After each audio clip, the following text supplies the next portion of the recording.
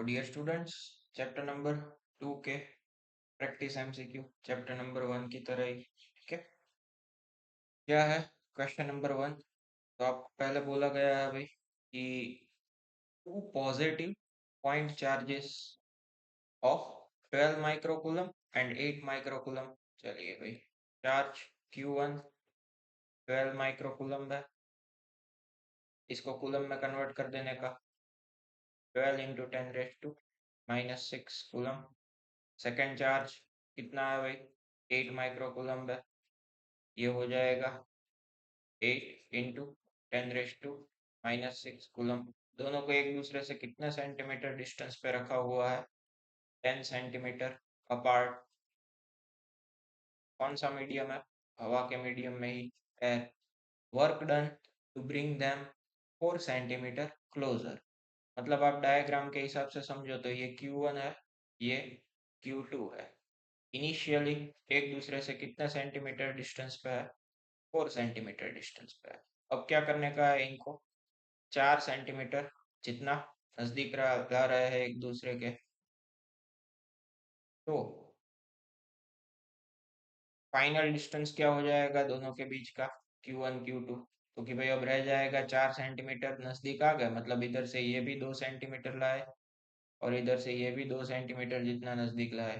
तो आखिर में ये जो डिस्टेंस है वो 10 में से 4 माइनस करो तो दो चार्ज के बीच का क्या रह जाता है? 6 सेंटीमीटर जितना। तो इसके लिए हमें क्या वर्क करना पड़ेगा? देखो भाई, बेसिक सा प्रिंसिपल है, इधर हम यही लगाएंगे वर्क एनर्जी थ्योरम कि भाई work done equal to change in, यहाँ पे चार्ज का सिस्टम है इसीलिए potential energy of charge system.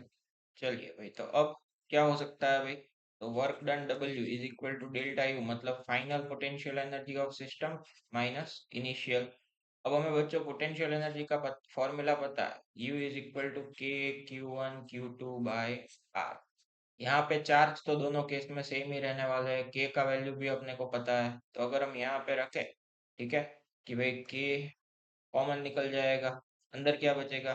तो कि भाई Q1 Q2 बाय U2 है इसलिए R2 minus Q1 Q2 bye R1। Q1 Q2 भी कॉमन निकल जाएंगे, K Q1 Q2 1/R2 minus 1/R1। ठीक है। चलिए, अब R1 और R2 की वैल्यू भी आपको सेंटीमीटर में दी है, इसको भी आपको मीटर में कन्वर्ट कर देने का। दूसरी बात, यहाँ पे आपको K की जो वैल्यू है, अब 9 इंटू 10⁻⁹ भी रख सकते हैं, या तो 4πε0। हम 9 इंटू 10⁻⁹ ही ले लेते हैं। बाकी charge Q1 12 microcoulomb, 12 into 10⁻⁻⁶। Q2 charge कितना? 8 माइक्रोकूलम, 8 इंटू 10⁻⁻⁶। यहाँ पे R2 मतलब कितना रह गया? 4 सेंटीमीटर नजदीक लाने के बाद 6 सेंटीमीटर। तो 1/6 इंटू 10⁻⁻², वो -2 नीचे से ऊपर आ जाएगा, तो ऐसे हो जाएगा। और सेम लाइक यहाँ पे पहले कितना था? 10 सेंटीमीटर था। ठीक है स्टूडेंट्स, ये सारा का सारा आप कैलकुलेटर से कैलकुलेशन लगा दोगे, आपका आंसर आ जाएगा 5.8 जूल। मैं अभी भी बोल रहा हूँ, यहाँ पे अपना जो मेन एम है वो है क्वेश्चंस के कंसेप्ट को समझने का। बाकी कैलकुलेशन आप ये जो सारी है खुद भी कैलकुलेटर में डिजिट रख के कर सकते हो, इसीलिए ये सारी कैलकुलेशन मैं नहीं करवाता, मैं आपको सारा का सारा कंसेप्ट समझा देता हूँ। एटलीस्ट आप लास्ट कैलकुलेशन तो कैलकुलेटर से खुद कर ही सकते हो भाई।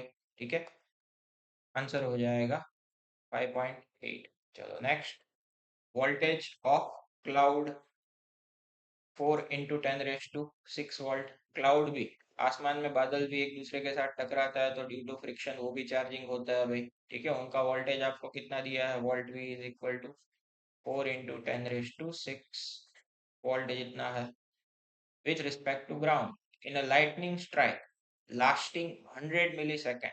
मतलब जो बारिश आती है तब जो बिजली होती है, इसका हमें ये टाइम दिया है कि जो कितने टाइम तक रहती है? 100 मिलीसेकेंड तक रहती है। ठीक है, मतलब 100 इंटू 10⁻⁻³ कितना हो गया? सेकेंड हो गया। Charge of 4 coulomb is delivered to ground, कितना चार्ज इसमें जमीन को मिलता है भाई? बादल से जमीन पे कितना आता है due to potential difference? 4 coulomb. ठीक है, तो ये जो स्ट्राइक हो रही है उसका पावर कितना होगा, that we have to find. चलिए भाई, पावर के केस की अगर आप बात करते हैं तो पावर का फॉर्मूला पता होना चाहिए कि भाई power is equal to rate of doing work W/T। यहाँ पे हम W कैसे फाइंड करेंगे बच्चों, हमें एक फॉर्मूला पता है, potential difference V is equal to W/Q होता है। तो W इक्वल टू क्या हो जाएगा, VQ हो जाएगा। चलो V, तो कि भाई अपने को दिया हुआ है 4 × 10⁶ जितना चार्ज, Q कितना दिया है 4 कूलम जितना दिया है, तो ये कितना हो जाएगा वर्क 16 × 10⁶ जूल जितना हो जाएगा। इसको हम यहाँ पे रख दे 16 × 10⁻⁶, सॉरी ऊपर के टर्म में 16 × 10⁶ जूल। नीचे टाइम टी दिया है 100 मिली सेकेंड, मतलब कितना हो जाता है 0.1 सेकेंड हो जाता है। ठीक है, ये सारा कैलकुलेशन आप मिला के लगा दोगे तो ये क्या आ जाएगा 160 × 10⁻⁶ वाट। तो इस हिसाब से देखो तो ए ऑप्शन बन जाएगा 160 मेगावाट। 10⁻⁶ होता है तो उसको मेगावाट बोलते हैं ना। ठीक है, चलो next 3। What is the potential difference across 2 microfarad capacitor in the circuit? ये 2 माइक्रोफेराड का कैपेसिटर है, इसके प्लेट के बीच का पोटेंशियल डिफरेंस हमें फाइंड करना है। बच्चों यहाँ पे आपको एक चीज समझनी पड़ेगी, दो वर्ड, क्या कि भाई दो सप्लाई है, ये सप्लाई नंबर 1 है और ये सप्लाई नंबर 2 है। ध्यान से अगर आप देखते हैं तो दोनों ऐसे जुड़े हुए हैं कि एक का पॉजिटिव दूसरे के पॉजिटिव के साथ ही जुड़े, एक का नेगेटिव दूसरे के नेगेटिव के साथ ही जुड़े। तो जब भी ऐसा कनेक्शन होता है, दोनों के एक टाइप के टर्मिनल ही एक दूसरे के कांटेक्ट में होते हैं, तो इसको बोला जाता है ऑपोजिंग टाइप का कनेक्शन।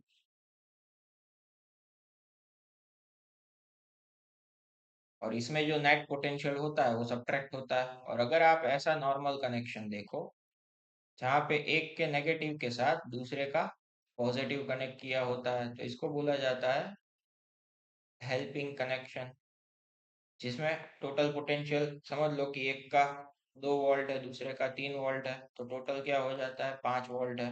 जबकि इधर एक का 3 है एक का 2 है, तो टोटल क्या हो जाता है 1 वोल्ट हो जाता है। तो बच्चों हमें इधर एक का दिया है 16 वोल्ट, एक का दिया है 6 वोल्ट, तो दोनों का अगर आप नेट ईएमएफ की बात करोगे, नेट ईएमएफ, तो इस केस में नेट ईएमएफ क्या हो जाएगा 16 - 6 के हिसाब से 6 वोल्ट हो जाएगा। तो अब अगर आप सर्किट ड्रॉ करते हो, ये 3 माइक्रोफेराड का, इधर ये 2 माइक्रोफेराड का, और ये पोटेंशियल सप्लाई का, इधर कितना हो जाएगा रिजल्टेंट 6 वोल्ट। तो अब आपको पता चला होगा कि ये दोनों के दोनों कैपेसिटर जो है वो कैसे कॉम्बिनेशन में आ गए स्टूडेंट्स, सीरीज कॉम्बिनेशन में आ गए। अपने को अब पता है कि भाई सीरीज कॉम्बिनेशन में जो चार्ज होता है वो कैसा रहता है, सेम रहता है। ठीक है, अब हम इक्विवेलेंट कैपेसिटेंस फाइंड कर लेते हैं। सी इक्विवेलेंट सीरीज का फॉर्मूला पता है क्या होता है, C1 C2 upon C1 plus C2। ये आप लगा देता है तो 3 × 2 ऊपर हो जाएगा 6, नीचे 3 + 2 5, 6/5 माइक्रोफेराड। अब हमें चार्ज फाइंड करना है तो C equal to Q/V formula है हमारे पास, तो Q इक्वल टू क्या हो जाएगा CV हो जाएगा। C कौन सा भाई, इक्विवेलेंट कितना है 6/5 स्टूडेंट्स। ओके, और मल्टीप्लाई बाय, इधर मेरी एक गलती हुई जो मैं करेक्ट कर देता हूँ कि भाई ये 6 वोल्ट नहीं आएगा, इधर क्या आ जाएगा 10 वोल्ट आ जाएगा। चलो तो इधर मल्टीप्लाई बाय 10 कर देता है, 5 × 2 = 10 हो जाएगा, 6 × 2 = 12 माइक्रोकूलम। और एक कैपेसिटर के ऊपर का चार्ज आ गया Q1 equal to Q2 equal to 12 microcoulomb. अब हमें जो फाइंड करना है वो मिल जा सकता है कि भाई potential difference across 2 microfarad capacitor क्या हो जाएगा, potential difference V is equal to Q/C के ऊपर से करता है तो Q कितना 12 माइक्रोकूलम डिवाइड बाय कैपेसिटेंस कितना दिया है 2 माइक्रोफेराड, माइक्रो माइक्रो कैंसिल हो जाएगा, इसीलिए आंसर आ जाएगा पोटेंशियल डिफरेंस का 6 वोल्ट जितना। ठीक है, मतलब कि सी ऑप्शन। चलो नेक्स्ट, क्या है भाई, equivalent capacitance of the combination of capacitor. चलो तो इसका इक्विवेलेंट फाइंड करना है दो एंड के बीच में। कैसे करेंगे, देख के पता चल जाता है कि भाई ये दोनों कैसे कॉम्बिनेशन में है भाई, पैरेलल कॉम्बिनेशन में है। बच्चों अपने को पता है कि पैरेलल में इक्विवेलेंट कैपेसिटेंस जो होता है C1 प्लस C2 हो जाता है, मतलब 10 प्लस 6 हो गया 16 माइक्रोफेराड। ओके, चलो अब बाद में उसका इक्विवेलेंट अगर आप ड्रॉ करते हो तो एक 16 माइक्रोफेराड का और साथ में दूसरा 4 माइक्रोफेराड का उसके साथ। ठीक है, अब ये दोनों कैसे कॉम्बिनेशन में हो गए बच्चों, सीरीज कॉम्बिनेशन में हो गए। तो अब अपने को सीरीज का इक्विवेलेंट का फॉर्मूला लगाने का कि C1 C2 upon C1 plus C2। चलो भाई 16 फोर जा 64 हो जाएगा, और नीचे क्या हो जाएगा, दोनों का एडिशन, मतलब 16 प्लस 4 20 हो जाएगा। फाइनली आपका जो आंसर है वो इसका आप सब्ट्रैक्शन करोगे 3.20 माइक्रोफेराड आ जाएगा, मतलब कि ऑप्शन ए। चलो 5 नंबर का क्या है भाई, कि आपको बोला है electric potential V at V is equal to 4x²। ये पोटेंशियल ग्रेडियंट दिया है, क्या दिया है ये, पोटेंशियल ग्रेडियंट। ओके, इतना है, मतलब एक्स कोऑर्डिनेट के साथ ये वेरी हो रहा है, वाई जेड की चिंता करने की जरूरत नहीं है। Electric field at point 1 metre 0.2 metre in volt पर मीटर कितना होगा। इलेक्ट्रिक फील्ड हमें फाइंड करने का है, कहाँ पे, 1 मीटर 0.2 मीटर कोऑर्डिनेट। बच्चों इधर आपको एक रिलेशन पता होना चाहिए कि भाई relation between potential difference and electric field का क्या होता है। तो आपको एक चीज याद होगी, ऐसा फॉर्मूला कि E is equal to minus dV by dr। ठीक है, तो मतलब हमें dV की जो वैल्यू दी है -d/dr, dV क्या है भाई, 4x का स्क्वायर है, इसका with respect to r, r मतलब x कोऑर्डिनेट के साथ ही डिफरेंशिएशन करता है, तो क्या हो जाता है 4 2 8, मतलब -8x, कौन सी डायरेक्शन, x मतलब आई कैप। अब ये जो अपने को कोऑर्डिनेट दिए है इसमें पहला x y और z, जबकि अपना जो पोटेंशियल सॉरी इलेक्ट्रिक फील्ड का फॉर्मूला आया क्लियरली दिखा रहा है कि खाली x कोऑर्डिनेट के साथ ही ये क्या हो रहा है भाई, वेरी हो रहा है। तो यहाँ पे if you place the value of x is equal to 1 metre, तो अपना आंसर क्या आ जाएगा, -8 आई कैप वोल्ट पर मीटर, ये हो जाएगा इलेक्ट्रिक फील्ड। ठीक है, अकेला एक्स ही आ रहा है ना, इसलिए बाकी कोई चीजें आ रही होती तो हम उनकी भी वैल्यू रखते हैं। ठीक है, तो ये फॉर्मूला आपको ई और वी के रिलेशन का पता होना चाहिए, इसका आंसर हो जाएगा पहले वाला। चलो नेक्स्ट 6 क्या है, the capacitance C of capacitor is independent of charge and potential of capacitor, depend on charge, independent of potential, independent of geometrical configuration of the capacitor and independent of dielectric medium between two conducting surface of capacitor। बच्चों in short में आपको बता देता हूँ कि आपको पूछ रहे हैं कि भाई जो कैपेसिटेंस है, तो ये कैपेसिटेंस किस चीज के ऊपर डिपेंड करता है।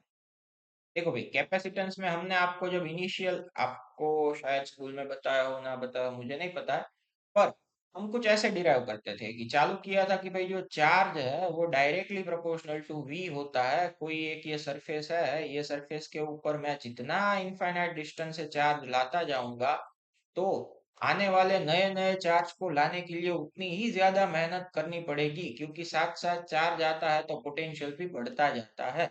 इसीलिए दोनों डायरेक्टली प्रोपोर्शनल में हुए। यहाँ पे हम साइन ऑफ प्रोपोर्शनलिटी को रिमूव करते हैं तब जाके एक कांस्टेंट आता था, इसीलिए ये सी एक तरीके से क्या है, प्रोपोर्शनलिटी कांस्टेंट है। तो अगर आप C इक्वल टू बोलो Q बाई V, भले आपको फॉर्मूला में ये चीज दिखे, बट ये Q और V दोनों से क्या है, इंडिपेंडेंट है कैपेसिटेंस। डिपेंड किसके ऊपर करता है? तो भाई डिपेंड जियोमेट्रिकल कॉन्फ़िगरेशन के ऊपर करता है। C is equal to epsilon 0 A by d, ये फॉर्मूला आप लोगों ने डिराइव किया है। ये area of plate, distance between plate. दूसरा, डाइइलेक्ट्रिक के बीच भी ये डिपेंड करता है कि ये वैक्यूम था तब डाइइलेक्ट्रिक मीडियम रखा है, तब इसका कैपेसिटेंस K टाइम्स हो जाता है एप्सिलॉन 0 A बाई डी।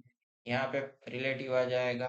ठीक है, मतलब कि depend on charge independent of potential, ये भी नहीं आएगा। चार्ज और पोटेंशियल दोनों से इंडिपेंडेंट है। ठीक है, अपना आंसर कौन सा बनेगा इस केस में? कि भाई पहले वाला, independent of charge and potential of capacitor. ठीक है, independent of geometrical configuration of the capacitor. Geometry के ऊपर तो डिपेंड करता है ना भाई, मैंने आपको यही बोला। बहुत सारे टाइप आते हैं, पैरेलल प्लेट कैपेसिटर आता है, सिलिंड्रिकल कैपेसिटर आता है, स्फेरिकल कैपेसिटर आता है। Independent of dielectric medium between two conducting surface, नहीं भाई, उसके ऊपर भी डिपेंड करता है। ठीक है, तो सही कौन सा होता है कि भाई चार्ज Q और V, C is equal to Q by V भले आए, बट ये दोनों से इंडिपेंडेंट है। ऐसा ही हो, एक और parameter R is equal to V by R, formula में भले V और I दोनों आए, बट रेजिस्टेंस तो V और I दोनों से इंडिपेंडेंट है। ओम्स लॉ में भी ये चीज आई थी। ठीक है, 7 क्या है भाई? Plates are 20 centimetre apart and potential difference between them is 10 volt. Electric field between the plates is, देखो भाई, ये again relation between electric field and potential difference पता होना चाहिए। एक फॉर्मूला ऐसा भी है, V equal to E D, differential form में नहीं जाना है तो आपको, अपने को इलेक्ट्रिक फील्ड फाइंड करना है तो E equal to V by D, D is equal to distance between two plates. V कितना है? 10 वोल्ट है। D कितना है? 20 सेंटीमीटर को मीटर में कन्वर्ट कर देने का, ये -2 ऊपर चला जाएगा, 1000 हो गया, नीचे 20, एक एक जीरो कट, क्या आ जाएगा भाई इसका आंसर? 50 आ जाएगा, ऑप्शन ए। बेसिक सा था। चलो, ये एक चीज ध्यान रखने की, ऐसे जब भी आए केस तो सॉर्ट आउट कैसे करने के एक मेथड समझ लो। देखो, आपको ऐसा कुछ इसमें दिया है, यहाँ पे पॉइंट बी है और ये पॉइंट ए है, सभी के बीच का डिस्टेंस डी है। को एक काम करने का कि भाई जो दो पॉइंट के बीच आपको इक्विवेलेंट फाइंड करने का बोला है, उन दोनों के बीच क्या करो? सप्लाई को एज्यूम कर लो। ध्यान से समझना, ये सप्लाई एज्यूम कर लिया। अब सप्लाई का पोटेंशियल डिफरेंस मान लिया V जितना है, मतलब ये बड़ा वाला V टर्मिनल V पोटेंशियल पे होगा और ये छोटा वाला 0 पे होगा। अब यहाँ पे V यहाँ पे है, यहाँ पे V है, तो बीच में कुछ नहीं आ रहा है, तो इसका भी कितना होगा? V ही होगा। तो यहाँ पे भी पोटेंशियल V होगा। अब इसके साथ ये दो प्लेट जुड़े हैं, तो इन दोनों का भी कितना होगा? V जितना। सेम लाइक इस दूसरे एंड पे अगर आप बात करते हैं तो बीच में कुछ नहीं आ रहा, इसका 0 है, तो ये भी क्या होगा? 0 होगा। इसके साथ ये दोनों जुड़े हैं, तो इन दोनों का भी क्या क्या पोटेंशियल होगा? 0 होगा। बच्चों देखो, टोटल कितने पॉइंट आ रहा है? 2 पॉइंट आए, एक V और एक 0। यहाँ से V में से 0 में एक, चलो भाई हमने कनेक्ट कर दिया, V में से 0 में एक। दूसरा अगेन 0 में से V में, तो ये हमने एक और कनेक्ट कर दिया 0 में से V में। और तीसरा अगेन V में से 0 में, V में से 0 में। हमें बोला है each capacitor is of 3 microfarad question में, तो ये भी 3 माइक्रोफेराड का, ये भी 3 माइक्रोफेराड का, और ये भी 3 माइक्रोफेराड का। अब आपको पता चल गया, ये नॉर्मल ही हो गया पैरेलल कॉम्बिनेशन। तो क्या हो जाता है भाई? टोटल जो अपना है वो डायरेक्ट एडिशन कर दो, C equivalent is equal to 3 + 3 + 3, मतलब 9 माइक्रोफेराड हो जाएगा। ओके, ये अपना आंसर आ जाएगा। तो ऐसे क्वेश्चन सॉल्व करने का ये मेथड है, ध्यान में रखने का।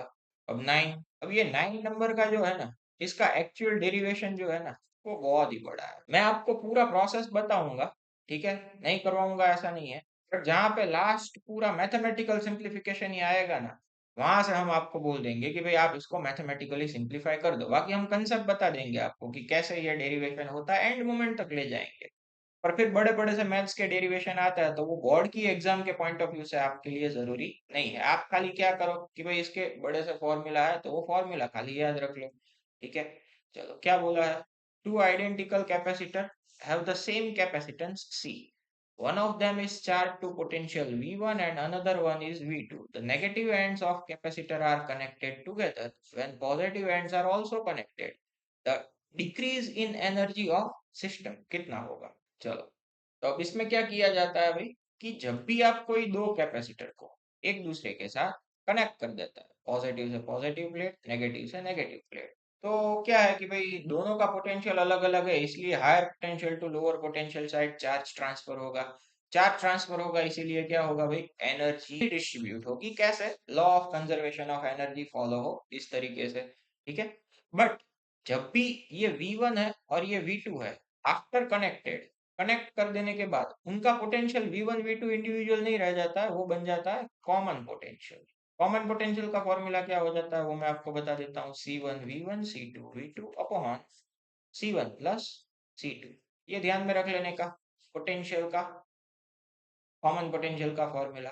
अब अगर आप इनिशियल कंडीशन की बात करो, तो energy E1, energy of first capacitor E1 is equal to क्या, 1/2 C1 V1 square, and same तरीके से E2 is equal to 1/2 C2 V2 square. अब अगर आप देखते हैं, ये दोनों हमने क्या बोले, इनिशियल एनर्जी। आपको फाइंड क्या करना है भाई, लॉस ऑफ एनर्जी हमें फाइंड करना है। तो हम क्या करेंगे भाई, फाइनल एनर्जी में से ये जो E1 प्लस E2 है, वो हमें सब्ट्रैक्ट करना पड़ेगा, ठीक है। चलो अब आगे, तो आगे के केस की अगर आप बात करते हैं, तो फाइनल एनर्जी में क्या होता है, फाइनल एनर्जी में तो क्या है, दोनों के दोनों कैपेसिटर हमने एक दूसरे के साथ कनेक्ट कर दिए हैं, ठीक है, इसीलिए पहले कैपेसिटर का 1/2 C1, अब खास ध्यान रखने का, V1 स्क्वायर नहीं आएगा, क्या आएगा, कॉमन पोटेंशियल आएगा, क्योंकि कनेक्ट कर दिए है, ठीक है। तो क्या हो जाएगा भाई, C1 V1 C2 V2 upon C1 plus C2 का होल स्क्वायर प्लस 1/2 C2, और साथ ही साथ यहाँ पे भी common potential C1 V1 C2 V2 upon C1 plus C2 का होल स्क्वायर। इधर से क्या हो जाता है भाई, आगे अगर आप सिंप्लीफाई करते हो तो दोनों स्टेप में से 1/2 C1 C2 common potential common निकाल दो, ठीक है। अब बचेगा क्या भाई, तो बात ऐसी हो जाती है कि भाई 1/2 C1 प्लस C2, 1/2 भी कॉमन निकल गया, और ये कॉमन पोटेंशियल का पूरा स्टेप कॉमन निकल जाएगा, C1 V1 C2 V2 upon C1 plus C2 का स्क्वायर, ठीक है। ये फाइनल एनर्जी आया बच्चों।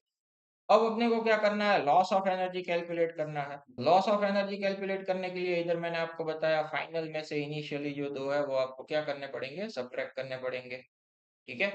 तो आप समझ रहे हैं मैं क्या बोल रहा हूँ, कि भाई ये जो आया है अपने पास, final minus E1 plus E2 initial, तो final 1/2 C1 plus C2 C1 V1 C2 V2 upon C1 plus C2 का whole square minus E1 plus E2, मतलब 1/2 C1 V1 square plus 1/2 C2 V2 square. अब बच्चों यहाँ से आगे आपको mathematically simplify कर लेने का, इसीलिए मैंने बोला कि बहुत ज्यादा बड़ा एक्सपांसन हो जाता है, ठीक है, इसका। इसीलिए मैं बोलता हूँ कि इसका जो फाइनल आंसर है वो क्या आता है, वो भी मैं आपको बता देता हूँ, कि भाई delta U, loss of energy जो है, delta U is equal to C1 C2 upon 2C1 plus C2 V1 minus V2 का स्क्वायर आ जाता है, ठीक है। तो ये फॉर्मूला आपको याद रख लेने का। अगर आप इस हिसाब से इधर अपने केस में कैलकुलेशन करने जाओ, तो क्या हो जाता है, आपको बोला है दोनों के दोनों कैपेसिटेंस कैसे है, इक्वल है, C1 equal to C2 equal to C जितना ही है, दोनों के दोनों।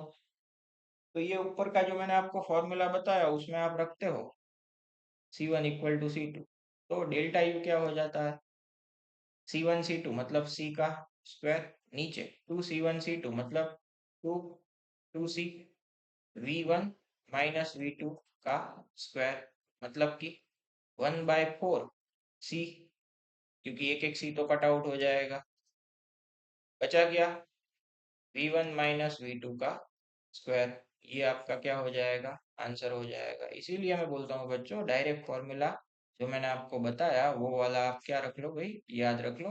डेरिवेशन की भी कोई ज़रूरत नहीं है, ना तो बोर्ड में पूछा जाता है, ना ही नीट वगैरह में, नीट वाली में, ठीक है। तो अपने केस में कौन सा आंसर हो जाएगा इसका, तीसरे नंबर का, सी। चलो 10 क्या है भाई, find the potential at the centre of square of side √2m। Side of square कितना दिया है जी भाई, वो आपको दिया है √2 मीटर जितना, which carries it's four corners Q1 Q2 Q3 Q4। ये भाई स्क्वायर है, उसकी हर एक कॉर्नर के ऊपर चार्ज रखे हुए हैं Q1 Q2 Q3 Q4। चलो भाई Q1 कितना है 3 इंटू 10⁻⁻6 जितना है, ये -3 इंटू 10⁻⁻6 जितना है, ये -4 -6 कूलम जितना है, और लास्ट वाला 7 इंटू -6 कूलम जितना है। आपको पूछा क्या है भाई, स्क्वायर के सेंटर के ऊपर पोटेंशियल कितना होगा, यहाँ पे सेंटर के ऊपर कितना पोटेंशियल होगा वो आप लोगों को फाइंड करने का है। चलो बच्चों, तो इसमें क्या किया जाएगा, पोटेंशियल का फॉर्मूला हमें पता है भाई, V इज इक्वल टू के क्यू बाय आर होता है। कितने चार्ज है टोटल, 4 चार्जेस है। अपने को पता है क्या कि पोटेंशियल स्केलर क्वांटिटी है, सेंटर के ऊपर फाइंड करना है तो क्या करना पड़ेगा, सिंपली सबका addition V1 plus V2 plus V3 plus V4। ठीक है, चलो सारे फॉर्मूला इधर रखता है तो क्या हो जाता है भाई, प्लस का चार्ज प्लस रखने का, माइनस का चार्ज माइनस रखने का, के पहला वाला प्लस है Q1 अपॉन सबके सेंटर से अगर आप डिस्टेंस मानो तो वो तो सेम ही होंगे, वो कितने हैं वो हम अभी आगे फाइंड करते हैं। अभी हम मान लेते हैं सबके जो डिस्टेंस है सेंटर से वो आर जितने ही है, प्लस के Q2 अपॉन आर, के Q3 अपॉन आर, के Q4 अपॉन आर। क्या निकल जाएगा कॉमन, के बाय आर कॉमन निकल जाएगा। अब यहाँ पे चार्ज के साथ साइन के साथ उसकी वैल्यू रखे तो Q1 प्लस है, Q1 प्लस, Q2 माइनस है इसीलिए माइनस Q2, Q3 भी माइनस है इसीलिए माइनस Q3, और Q4 प्लस है इसीलिए वो Q4 ऐसे आ जाएगा। रही बात अब डिस्टेंस को कैलकुलेट करने की, बच्चों आपको तो बोला है क्वेश्चन में कि स्क्वायर का साइड है वो √2 मीटर है, ये √2 मीटर हुआ, ये भी √2 मीटर हुआ। अगर आप पाइथागोरस लगाते हैं, ऐसा कोई ट्रायंगल राइट एंगल वाला आपको इधर मिलेगा, तो ये √2 मीटर, तो ये भी √2 मीटर, तो ये हाइपोटेनियस जो है वो कितने का हो जाएगा, तो भाई √2 का स्क्वायर प्लस √2 का square, square square root cut हो जाता है, 4 आता है, पूरा का पूरा साइड आपको कितना मिलता है, 2 मीटर जितना मिलता है। इसका सेंटर यहाँ पे हुआ, चार्जेस इधर पड़े हैं, तो आधा आधा कितना हो जाएगा, 1 मीटर जितने हो जाएंगे भाई। कहने का मतलब ये है कि हम जो इधर डिस्टेंस कंसीडर करेंगे वो 1 मीटर होगा। के की वैल्यू रख देने की 9 इंटू 10⁻⁹ नीचे आ गया 1 मीटर। सारे के सारे चार्जेस जो दिए है उसमें ध्यान से थोड़ा देख लेने का कि भाई सब में -6 जो है वो तो क्या निकल जाएगा, कॉमन निकल जाएगा।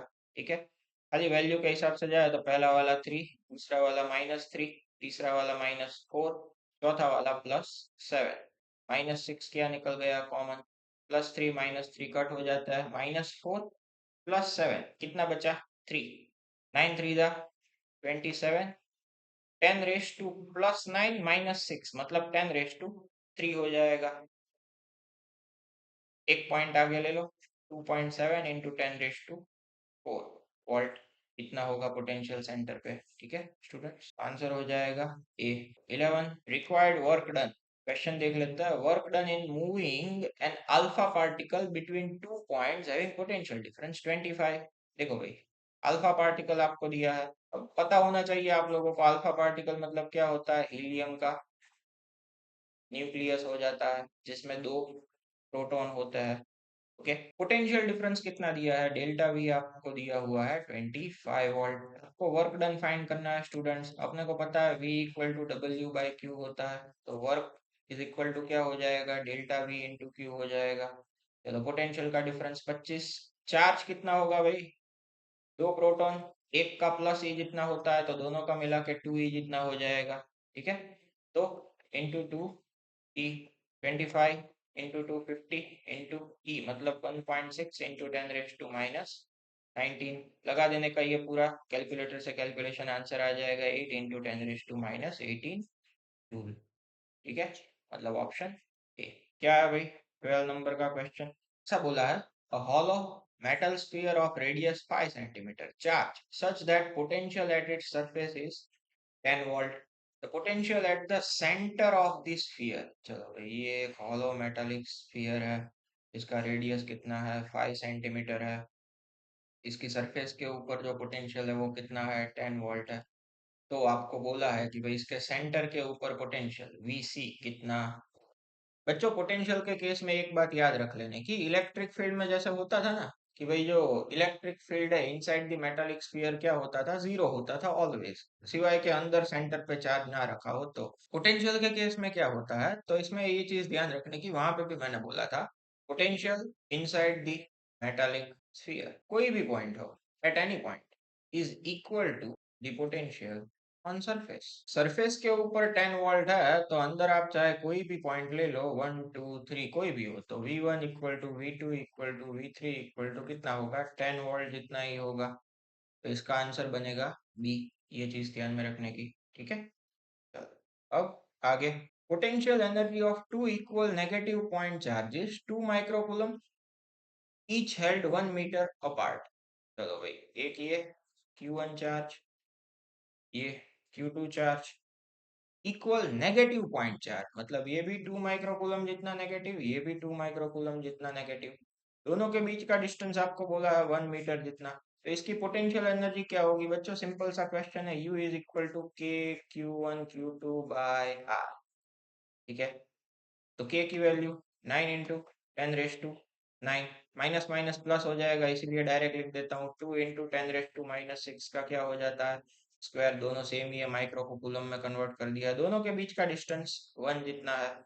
चलो सिंप्लीफाई कर देने का, 9 × 10⁹ 2 का स्क्वायर 4 इंटू 6 -6 के साथ ये हो जाएगा -12, नीचे तो 1 ही है, ठीक है। इसका क्या हो जाएगा, 36 इंटू 10⁻⁻3, मतलब 0.036 जूल, डी ऑप्शन। चलो 14 नंबर के क्वेश्चन में क्या बोला है, in which of the states shown in figure potential energy of electric dipole maximum. बच्चों ये क्वेश्चन आप सॉल्व करो उससे पहले आपको पोटेंशियल एनर्जी का फॉर्मूला पता होना चाहिए कि -P.E होता है, मतलब डॉट प्रोडक्ट ना लिखो तो ये हो जाता है -PE cos थीटा। तो पोटेंशियल एनर्जी कब मैक्सिमम होगी, मैक्सिमम से अपना क्या मतलब है भाई, मैक्सिमम पॉजिटिव। तो भाई ये पूरी वैल्यू नेगेटिव के साथ है, वो कब पॉजिटिव होगी, खुद सोचो। जब cos थीटा की वैल्यू क्या हो, नेगेटिव हो, तो आगे का और पीछे का जो है वो मिलके क्या हो जाएगा, पॉजिटिव। cos थीटा, थीटा की वैल्यू कितनी हो तब जाके cos थीटा नेगेटिव होगा, 180 हो तो cos 180 क्या हो जाता है भाई, -1 हो जाता है। तो इस हिसाब से ये जो cos थीटा है, again that is the angle between dipole moment and electric field. मतलब कि dipole moment and electric field जो है वो कैसे होने चाहिए आपके केस में, एंटी पैरेलल, तब जाके दोनों के बीच का एंगल 180 होगा और पोटेंशियल एनर्जी क्या होगी, मैक्सिमम होगी। तो ऐसा आप देखते हैं तो ये वाला ऑप्शन तो पहले ही कैंसिल हो गया, ये वाला भी कैंसिल हो गया। अब अगर आप देखते हैं डी ऑप्शन, तो इधर इलेक्ट्रिक फील्ड आपको ये डायरेक्शन में दिया हुआ है, माइनस से प्लस की साइड डाइपोल मोमेंट का डायरेक्शन होता है, तो डाइपोल मोमेंट और इलेक्ट्रिक फील्ड दोनों सेम डायरेक्शन में हुए तो एंगल 0 हुआ। मतलब अपना ऑप्शन कौन सा बनेगा, पहले वाला, क्योंकि इसमें इलेक्ट्रिक फील्ड ऐसे दिया है और पी की डायरेक्शन ऐसी है, ठीक है।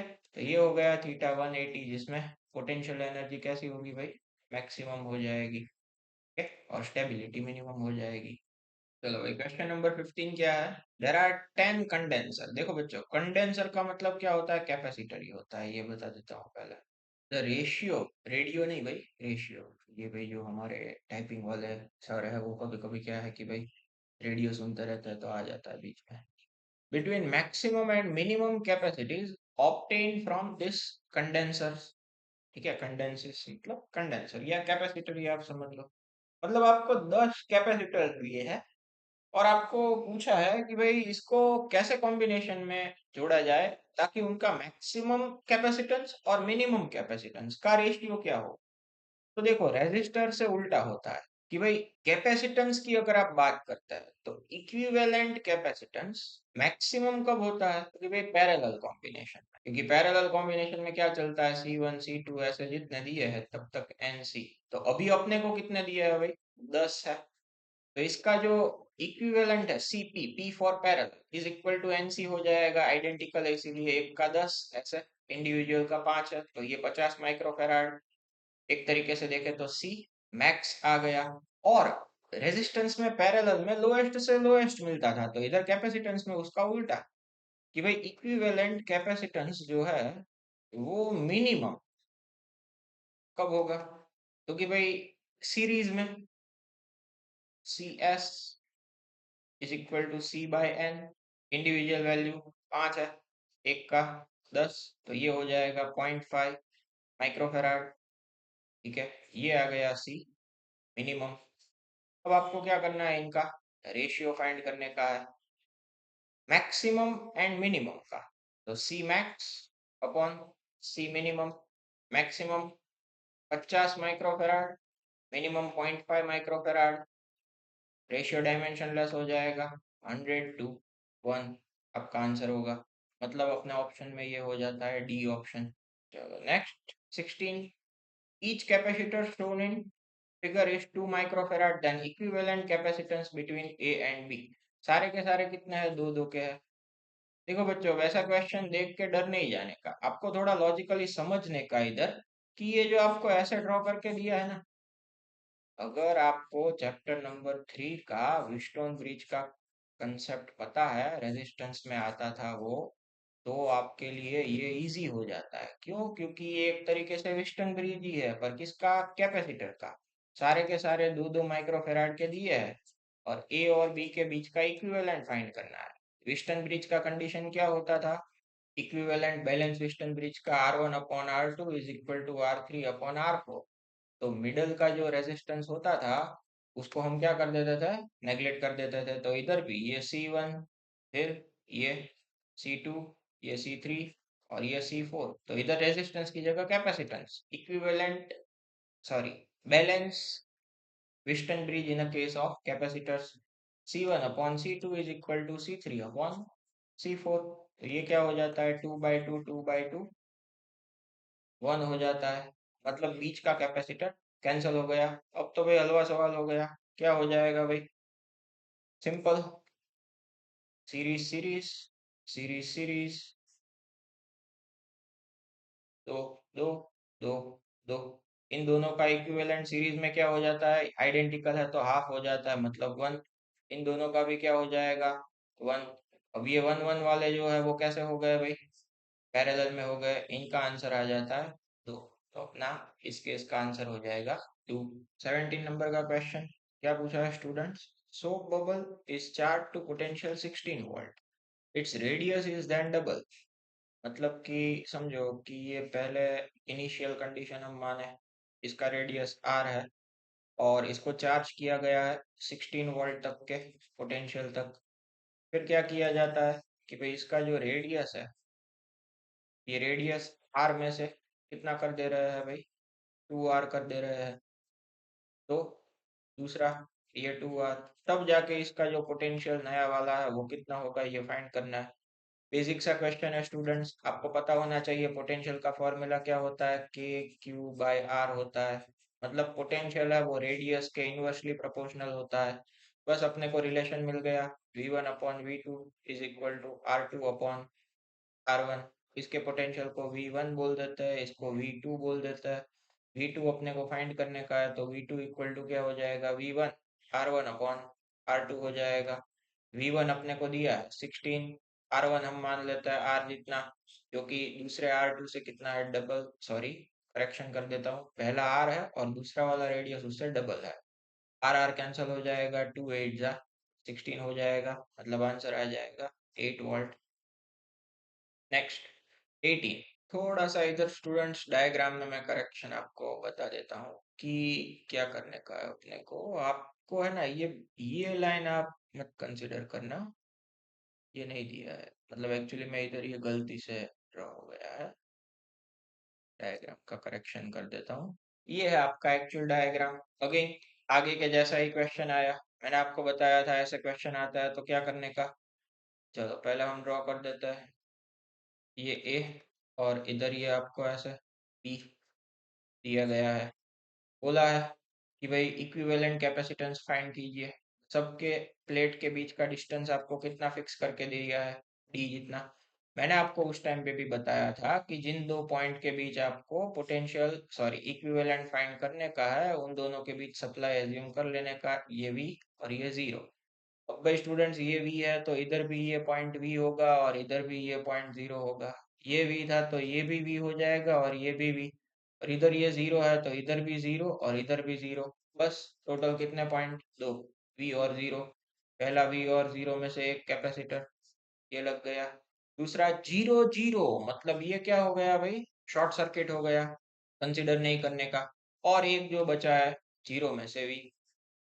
चलो, ऐसे होता है जब भी कोई दो टर्मिनल कॉमन हो जाता है तो वो शॉर्ट सर्किट हो जाता है। ठीक है। अब सी मान लेते हैं, इसका भी सी, दोनों पैरेलल, तो क्या हो जाता है, टू सी हो जाता है। ऐसा नहीं दिया है आंसर, मतलब कि क्या है भाई, ये सीधा सा हिसाब है, सी की वैल्यू रखिए epsilon zero A bye T. अपना कौन सा ऑप्शन इधर बन जाएगा, ए ऑप्शन हो जाएगा 18 में। ठीक है। चलो 19, क्या है भाई, dielectric is inserted in charge capacitor, battery remove करती है। ठीक है। Then quantity that remains constant. देखो अब इसमें ध्यान रखने का, ऐसा कोई भी केस आए जिसमें आप क्या कर देते हो, बैटरी को रिमूव कर देते हो, तो भाई बैटरी ही एक अकेला सोर्स था, किसका, चार्ज का सोर्स था। अब आपने बैटरी ही रिमूव कर दिया है तो लास्ट में जाते टाइम वो जितना चार्ज डोनेट करके गया होगा सिस्टम के अंदर, उतना चार्ज क्या रहेगा, कंजर्व रहेगा। या तो आप ऐसा भी बोल सकते हो कि कांस्टेंट रहेगा। मतलब कि आप डाइइलेक्ट्रिक ऐड करते हो, ठीक है, तो जो भी चीज इधर कांस्टेंट रह रही है after adding dielectric, charge Q क्या रहेगा, कांस्टेंट रहेगा। बाकी कैपेसिटेंस जो है इनिशियली अगर सी जीरो है तो डाई इलेक्ट्रिक ऐड करने के बाद के टाइम्स ऑफ इनिशियल हो जाता है। अगर आप क्या है कि भाई एनर्जी और इलेक्ट्रिक फील्ड और पोटेंशियल की बात कर देता है तो इलेक्ट्रिक फील्ड भी डिवाइड बाय के टाइम्स हो जाता है। इनिशियल जो पोटेंशियल होता है उससे ये वाला भी कितना हो जाता है भाई, के टाइम्स कम हो जाता है। ये सारी चीजें चेंज होती है। बट जो चेंज नहीं होता है बैटरी रिमूव करने के बाद, रिमूव बोला है, अगर नहीं किया होता तो इसमें भी अलग हो जाता। इसीलिए इधर क्या रह रहा है भाई, चार्ज जो है वो कांस्टेंट या तो कंजर्व रहता है। ठीक है। तो इसका आंसर हो जाएगा चार। चलो फिर क्या है भाई, 20, कैपेसिटी ऑफ कैपेसिटेंस दिया हुआ है, मतलब कैपेसिटेंस ही दिया हुआ है एक तरीके से, 10 microfarad, 10 into 10 raise to -6 farad हो जाता है। Charge up to potential difference V आपको बोला है कि कहाँ तक चार्ज कर रहा है, 400 वोल्ट तक। when both plates are connected by conducting wire then heat is generated, कितना हीट जनरेट होगा। देखो भाई यहाँ पे भी कंजर्वेशन ऑफ एनर्जी आएगा, सीधा सा हिसाब है, स्टोर्ड एनर्जी जब भी पूरा वायर से, तो जो भी हीट जनरेट होता है is equivalent equal to stored energy is equal to heat generated. थोड़ा डायग्राम में मैं करेक्शन कर देता हूँ, मैंने आपको जो समझाया उससे डायग्राम थोड़ा अलग है, ड्रॉ कर दिया, इसलिए दो कैपेसिटर नहीं है, एक ही कैपेसिटर है। तो बोला है कि ये एक कैपेसिटर है 400 और 0 वोल्ट, तभी जाके दोनों के बीच का पीडी कितना बनेगा, 400 वोल्ट बनेगा। अब दोनों को क्या बोलता है कि भाई एक दूसरे के साथ कनेक्ट कर दिए हैं, कनेक्ट कर दे रहे हैं, तो ड्यू टू पोटेंशियल डिफरेंस क्या फ्लो होगा, करंट फ्लो होगा, जिस वजह से हीट जनरेट होगा। ऐसा आपको डायग्राम समझना है। ठीक है। तो स्टोर्ड एनर्जी कैसे फाइंड करता है, 1/2 CV² फॉर्मूला है, 1/2 सी की वैल्यू बोली है 10 इंटू 10 रेज टू -6, वी कितना है भाई 400, तो ये आप मिला देता है तो आपका आंसर आ जाता है 0.8 जूल। बस इतना एनर्जी हीट के फॉर्म में जनरेट होगा। बेसिक सा मैंने सिंपल सा कंजर्वेशन ऑफ एनर्जी इधर अप्लाई किया है। ठीक है। बी ऑप्शन, चलो 21, क्या है भाई, इक्विवेलेंट फाइंड करने का है ए और बी के बीच। देखो भाई देख के ही पता चल जाता है, ये दोनों बीच वाला है वो कैसे कॉम्बिनेशन में हो गए, पैरेलल में हो गए। तो क्या हो जाएगा, डायरेक्ट एडिशन 1.5 प्लस 1.5 क्या आ जाता है भाई, 3 माइक्रोफेराड हो जाएगा। अब अगर आप इक्विवेलेंट डायग्राम ड्रॉ करते हैं तो ये 3 माइक्रोफेराड, ये बीच का भी हमने कैलकुलेट किया 3 माइक्रोफेराड और ये वाला भी 3 माइक्रोफेराड। अब तीनों के तीनों कैसे कॉम्बिनेशन में हो गए भाई? सीरीज में हो गए। हमने पढ़ा हुआ है भाई कि सीरीज में अगर आइडेंटिकल कैपेसिटेंस कनेक्ट किए हैं तो उसका इक्विवेलेंट फाइंड करने के लिए ये individual value 3 microfarad divide by number of capacitor 3 answer आ जाएगा 1 माइक्रोफेराड इक्विवेलेंट कैपेसिटेंस। ठीक है। 22 स्टूडेंट्स, 22 जो है वो रिपीट है ऑलरेडी। ठीक है, मैंने आपको आगे कैलकुलेट करवा दिया, तो वहां से आप वेरीफाई कर सकते हो। ओके, कॉपी टू कॉपी वही क्वेश्चन है इसका, ए ऑप्शन आएगा इसका। चलो, 23 on increasing the plate separation of charge capacitor energy क्या होगा भाई, ये आपको फाइंड करने का है। ठीक है, तो भाई क्या कर सकते हैं हम, एनर्जी स्टोर्ड इन कैपेसिटर का फॉर्मूला क्या है? Energy stored in capacitor 1/2 CV² is equal to energy E. तो भाई ये हो जाता है एनर्जी का फॉर्मूला 1/2 CV² में सी की वैल्यू अगर आप आगे रखते हैं ε0 A/d। साथ ही साथ स्टूडेंट वी में ऐसे ही नहीं रखने का, अपने को पता है क्या होता है, v equal to E D होता है। ठीक है, तो इधर रखता है तो ई स्क्वायर हो जाता है, एक एक डी क्या हो जाता है, कैंसिल हो जाता है।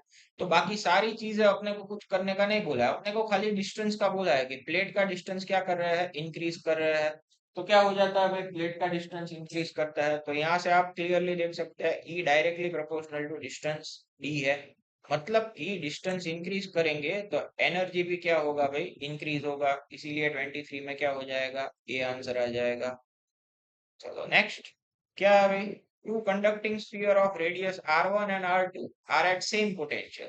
चलो भाई, ये एक स्फीयर रेडियस r1, ये दूसरा स्फीयर रेडियस r2, दोनों का पोटेंशियल सेम है, v1 v2, v1 equal to v2। Potential का फॉर्मूला क्या होता है, k q1 by r1, k q2 by r2। k क्या हो जाएगा, कट हो जाएगा। The ratio of the charges, charge का रेशियो मतलब Q1 बाई Q, क्या आ जाएगा, R1 बाई R2 हो जाएगा। बेसिक सा क्वेश्चन था।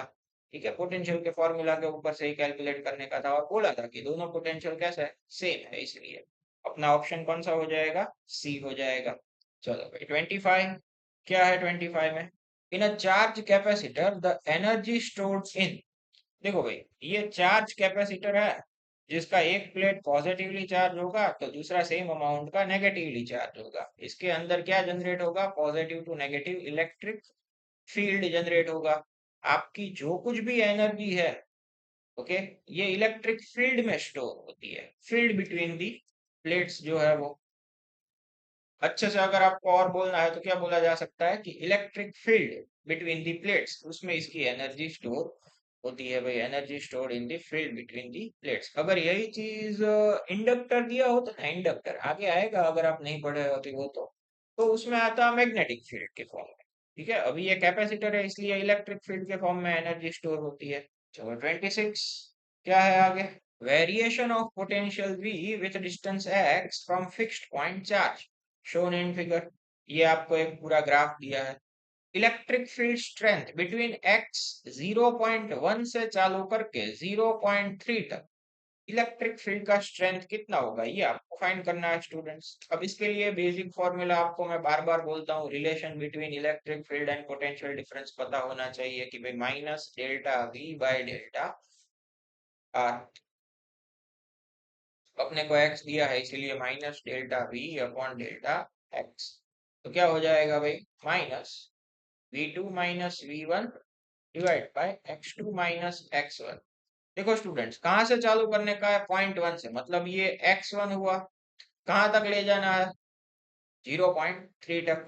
ठीक है, तो x1 अपने लिए है 0.1 मीटर, x2 कितना दिया, 0.3 मीटर।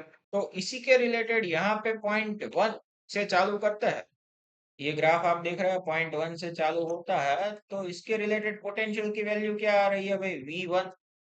तो भाई V1 हो जाता है 3 वोल्ट, और जा रहा है पॉइंट 3 तक, तो इसके रिलेटेड पोटेंशियल की वैल्यू ग्राफ में क्या दी हुई है, जो कि x2 के हिसाब से V2 1 वोल्ट हो जाएगा। अब ये सारी वैल्यू आप फॉर्मूला में रख दो, माइनस V2 माइनस V1 मतलब 1 minus 3 divide by x2 minus x1 मतलब कि 0.3 माइनस 0.1, ऊपर माइनस माइनस प्लस हो जाएगा। ठीक है, तो ये 1 माइनस 3 माइनस 2 और आगे का माइनस 2, ये 0.3 माइनस 0.1 आ जाएगा कितना 0.2 मतलब 20/2। आंसर क्या आ जाएगा 10 वोल्ट पर मीटर। ठीक है, ऑप्शन सी हो जाएगा। तो स्टूडेंट्स आपको ग्राफ के ऊपर से पता चलना चाहिए कि कैसे v2 minus v1 x2 minus x1 v1 v2 x1 x2 की वैल्यूज सारी डिसाइड करने की, और फॉर्मूला और कंसेप्ट कौन सा लगाने। फ्रेंड्स 27 नंबर का क्वेश्चन है, बहुत ध्यान से करना पड़ेगा क्वेश्चन, कंफ्यूजन ना हो ऐसे तरीके से। क्या पूछा है अपने को, आइडेंटिफाई द रॉन्ग स्टेटमेंट। ठीक है, कौन सा स्टेटमेंट गलत है ये हमें फाइंड करने का है। तो भाई पहला स्टेटमेंट क्या है, तो पहले में आपको ऐसा बोला है इलेक्ट्रिक पोटेंशियल एनर्जी। देखो भाई इलेक्ट्रिक पोटेंशियल एनर्जी का फॉर्मूला हो जाता है U इक्वल टू के Q1 Q2 बाय R। ठीक है, ये आपको पता है। सिस्टम ऑफ टू प्रोटॉन, चलिए भाई मैं ले लेता हूँ ये प्रोटॉन का चार्ज प्लस ई दोनों के दोनों प्रोटॉन ही है, divide by R। Proton shall increase if the separation between the two is decrease। चलो, तो ये दोनों के दोनों प्रोटॉन जो होता है, टू प्रोटॉन है, इसको आप ऐसे समझो कि दोनों प्रोटॉन मतलब प्लस चार्ज का ही मल्टीप्लिकेशन न्यूमरेटर में होगा, इसलिए इसका ओवरऑल पोटेंशियल एनर्जी भी क्या आएगा, पॉजिटिव ही आएगा। अब ऐसे में आपको ऐसा बोला है कि भाई क्या हो कि अगर हम इसका डिस्टेंस जो है, सेपरेशन जो है दोनों के बीच का, वो डिक्रीज करें, तो हम इधर मान के चलते हैं चलो कि भाई U इज इक्वल टू के, तो कांस्टेंट है पता ही है। ठीक है, हमने मान लिया कि दोनों प्रोटॉन का मिला के 8 जूल जितना आ रहा था, जब उनके बीच का सेपरेशन क्या था भाई 4 मीटर जितना था, ऐसा मान लेते हैं। क्या बोला मैंने, दोनों प्रोटॉन का प्रोडक्ट होता है वो पॉजिटिव पॉजिटिव ही होगा, तो उसका पोटेंशियल एनर्जी भी पॉजिटिव आएगा। अपने को बोला है कि separation between two is decrease, then potential energy of two proton shall be increase. देखो भाई अभी 4 है, तो अभी के टाइम पे क्या आ रहा है 2 आ रहा है। अब हम इनका सेपरेशन क्या करते हैं भाई, डिक्रीज करते हैं, तो 8 जूल तो वो का वो रहेगा ही। ये सेपरेशन हमने 4 में से 2 कर दिया, मतलब क्या होगा अब 2 4 जा 8 हुआ, तो पहले 2 था, अब हुआ क्या 4। तो अब ये क्या हुआ, डिक्रीज हुआ या इंक्रीज हुआ, तो भाई ये इंक्रीज हुआ। तो अपने को पहला वाला जो स्टेटमेंट दिया है वो एकदम सही है। अपने को क्या आइडेंटिफाई करना है, रॉन्ग स्टेटमेंट आइडेंटिफाई करना है। ठीक है, क्या बोला था पहले वाले में कि दो प्रोटॉन के सिस्टम का पोटेंशियल एनर्जी क्या होगा, इंक्रीज होगा। कब, अगर आप दोनों के बीच का डिस्टेंस क्या करता है, डिक्रीज करता है। तो ये सही बात है, हमने डिस्टेंस को 4 में से 2 किया, तो पोटेंशियल एनर्जी था वो 2 में से 4 हो गया। वो बोलते हैं इंक्रीज होता है पोटेंशियल एनर्जी, तो ये सही है। चलो अब दूसरे नंबर का देखते हैं। सेकंड में क्या बोला है भाई अपने को, the electric potential energy of proton electron system, मतलब न्यूमरेटर में ऊपर एक प्लस ई आएगा तो एक आएगा माइनस ई, नीचे आएगा डिस्टेंस आर। अभी के लिए हम मान लेते हैं डिस्टेंस आर। अब आपको भी पता है बच्चों कि दो एक पॉजिटिव और एक नेगेटिव का मल्टीप्लिकेशन प्रोडक्ट होता है, वो ओवरऑल नेगेटिव ही आता है। ठीक है, तो ऊपर ओवरऑल क्या आएगा, नेगेटिव आएगा। आगे क्या बोला है ऑप्शन में, proton electron system will increase if the separation between two is decrease। चलो हम अभी वही डिजिट लेके चलते हैं कि अगर ये नेगेटिव जो आ रहा था वो 8 जूल जितना था, और आपको बोला था कि सेपरेशन डिक्रीज करना है, मतलब हमने इधर मान लिया कि पहले सेपरेशन 4 जितना था, और बाद में ऊपर का तो चलो वही का वही रहेगा प्रोटॉन इलेक्ट्रॉन, सेपरेशन हमने डिक्रीज किया, मतलब 4 में से हमने इधर कर दिया 2, तो इधर हुआ 4 2 जा 8 मतलब -2 जूल, और इधर हुआ 2 4 जा -4 जूल। अब इन लोगों ने क्या बोला, देखो बच्चों आप लोगों को भी पता है कि नंबर लाइन ऐसे आता है, बीच में जीरो, इधर -1 -2, ऐसे करते करते -4। तो -2 से -4 मैग्नीट्यूड में भले बड़ा लगे, बट ये होता है क्या उसकी कंपैरिजन में छोटा होता है। ठीक है, तो अगर आप पोटेंशियल एनर्जी की बात करें तो -2 वाली पोटेंशियल एनर्जी और U2 की बात करें तो -4 जूल वाली पोटेंशियल एनर्जी, तो U2 जो है वो लेस देन हुआ U1। अपने को ऐसा बोला कि भाई proton electron system will increase, मतलब उन लोगों को बोला पोटेंशियल एनर्जी इंक्रीज होगा if the separation between two is decrease. तो भाई ये तो गलत हो गया, क्योंकि इधर तो पोटेंशियल एनर्जी क्या हो रहा है, इंक्रीज नहीं हो रहा है भाई, क्या हो रहा है, डिक्रीज हो रहा है। ठीक है, तो इसीलिए यहाँ पे ये वाला रॉन्ग हो जाएगा। बाकी के दो ऑप्शन को भी चेक करना है तो इस हिसाब से कर सकता है चेक। दो बचे, एक मैं करवाता हूँ, एक आप खुद ऐसे वेरीफाई करना। अपना आंसर क्या हो जाएगा भाई, ये क्वेश्चन का बी आंसर हो जाएगा। ठीक है, चलो सी ऑप्शन में क्या बोला भाई, प्रोटॉन इलेक्ट्रॉन सिस्टम, तो आप ऐसे ही समझ लो कि इसका पोटेंशियल एनर्जी ऊपर प्रोडक्ट में नेगेटिव आएगा, मान लिया हमने -8 joule. System will increase if the separation between two is increase, मतलब चलो पहले हमने माना ये 2, तो ये आया कितना, 2 4 8, मतलब -4। अब ऊपर तो वो का वही रहेगा -8। सेपरेशन हमने क्या किया बच्चों, इंक्रीज किया, मतलब 2 में से मान लो हमने 4 किया, तो ये 4 2 जा मतलब -2 हुआ। तो नेगेटिव में -4 में से -2 होना, मतलब ये क्या है भाई, लार्ज वैल्यू है। ये कैसी वैल्यू होती है, स्मॉल वैल्यू होती है। मतलब -4 से -2 में क्या हुआ ये भाई, इंक्रीज हुआ। तो ये वाला भी सही है, अपने को तो रॉन्ग करना था, आंसर तो हमने पहले ही बता दिया। ठीक है, तो ऐसे इसको थोड़ा अच्छे से ध्यान से समझ के सॉर्ट आउट करने का। डी वाला आप खुद ट्राई कर लेना, ना समझ में आया तो मेरे को कमेंट करना। ठीक है, या तो आप मेरे नंबर पे कॉल करके मैसेज करके भी पूछ सकते हैं मुझे। ओके, चलो, तो आशा करते हैं कि ये 27 नंबर का आपको समझ में आया होगा। अब चलते हैं नेक्स्ट, 28। चलो 28 में क्या बोला है, अपने को एक ग्राफ किया है। ये जो ग्राफ है वो है potential V versus distance x का, और पूछा है हमें इलेक्ट्रिक फील्ड का रिलेशन बच्चों।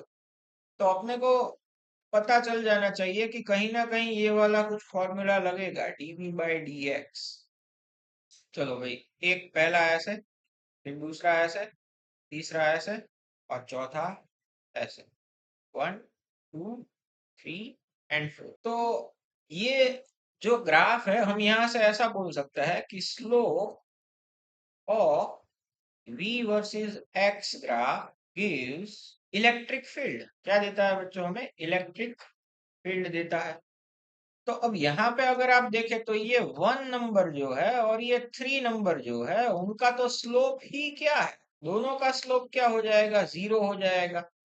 तो दोनों का स्लोप 0 है, इसीलिए हम ऐसा बोल सकते हैं कि E1 equal to E3 equal to electric field वहां पे क्या हो जाएगा, 0।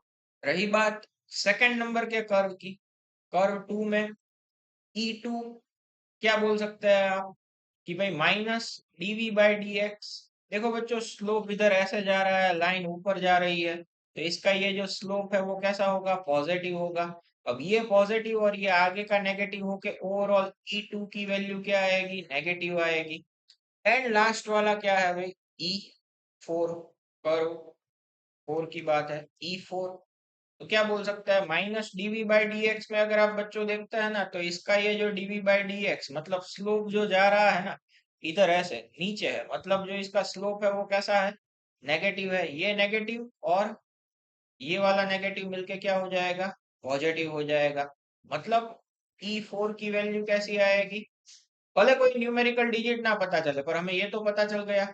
अब क्वेश्चन में क्या पूछा है कि ग्रेटेस्ट फर्स्ट आए, ज्यादा वाला सबसे पहले आए, ऐसे आप इसको अरेंज कीजिए। मतलब पहले आएगा E4 क्योंकि वो पॉजिटिव है, बाद में आएंगे 0 वाले, मतलब E1 equal to E3, and last में आ जाएगा नेगेटिव वाला, मतलब E2। तो इस हिसाब से अपना ऑप्शन बी बन जाएगा। नेक्स्ट क्वेश्चन, चलो 29, इक्विवेलेंट कैपेसिटेंस फाइंड करना है स्टूडेंट्स। आप लोगों को पता है क्या कर सकता है, ऐसे बहुत किए हमने, ए और बी के बीच। तो भाई ये दोनों कैसे कॉम्बिनेशन में हो जाएंगे बच्चों, पैरेलल में हो जाएंगे। पैरेलल में हो गए तो ये क्या हो जाएगा, 3 + 3 डायरेक्ट ऐड कर दो, 6 माइक्रोफेराड हो जाएगा। ओके, और अब इसका इक्विवेलेंट क्या हो जाएगा, तो कि भाई ये 6, ये दोनों का इक्विवेलेंट 6 और ये भी 6। यहाँ पे पॉइंट ए, यहाँ पे पॉइंट बी। तो अब ये 6 माइक्रोफेराड, यहाँ पे भी 6 माइक्रोफेराड, और ये वाला भी 6 माइक्रोफेराड सीरीज में है। तो इसका इक्विवेलेंट क्या हो जाता है, तो कि भाई जब सीरीज में हो और तीनों के तीनों सेम वैल्यू के हो तो C/N मतलब 6/N नंबर। चलिए भाई option number B. Next again वो प्लेट वाला मैंने जो आपको करवाया था ऐसे ही ये आया। कैसे करने के इसको सॉल्व, चलो देखते हैं भाई।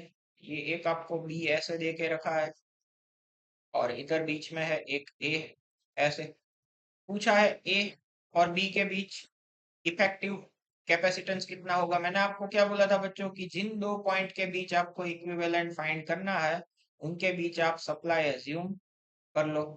अगर आप सप्लाई एज्यूम करते हो तो ये एक वी हुआ, ये जीरो हुआ बच्चों। तो ये वाला भी क्या हो जाएगा, जीरो।